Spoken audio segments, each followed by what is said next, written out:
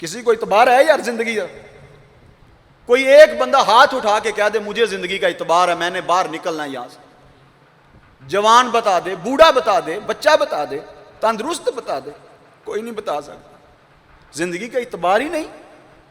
तो जब जिंदगी का इतबार नहीं तो अपनी जिंदगी में सुकून लेके आओ ना। ये जो 4 दिन जिंदगी के हैं, ये बार बार रूठना, कभी उससे रूठ के कभी उससे रूठ के, ये जिंदगी में जिल्लत पैदा करता है। लोगों की निगाहों में आपकी परवाह खत्म होती है बार बार रूठने से। रूठा ना करें, अपनी जिंदगी में खुश इखलाकी लेके आए, मोहब्बत लेके आए, बर्दाश्त करें, माफ करना सीखें, दरगुजर करना सीखें। जहां गलती हुई माफी मांग ली, आज मान लियो बाबा मेरी जिंदगी का कोई पता नहीं कब मैंने मर जाना है, मुझे माफ कर।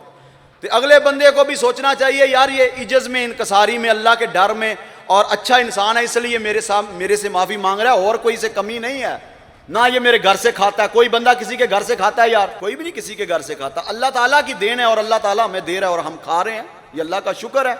आपको भी अल्लाह दे रहा है, मुझे भी अल्लाह दे रहा है, और अल्लाह से ही मांगना चाहिए। जूते का तस्मा टूट जाए तो वो भी रब से मांगना चाहिए, अल्लाह से मांगा करो। तो इसलिए रूठा ना करो जिंदगी में, बार बार रूठना, बार बार मनाओ जी, बार बार रूठो जी, ये छोड़ दो यार इस अमल को। ये अमल सही नहीं है, ये आपके वकार में कमी ला रहा है। आपको पता ही नहीं चल रहा कि ये कितना नुकसानदेह है, जहर कातल है, आपके इज्जत को तबाह कर रहा है। बार बार रूठना, बच्चों की निगाह से इंसान की इज्जत खत्म हो जाती है। अगर उस्ताद अपने शागिर्दों से बार बार रूठेगा तो शागिर्दों की निगाह से इज्जत चली जाएगी। जो लोग आपकी कदर करते हैं ना, उनकी कदर करनी चाहिए। लोगों को यहां तक ना ला के खड़ा कर दें कि लोग अच्छा फिर जा तेरी मर्जी,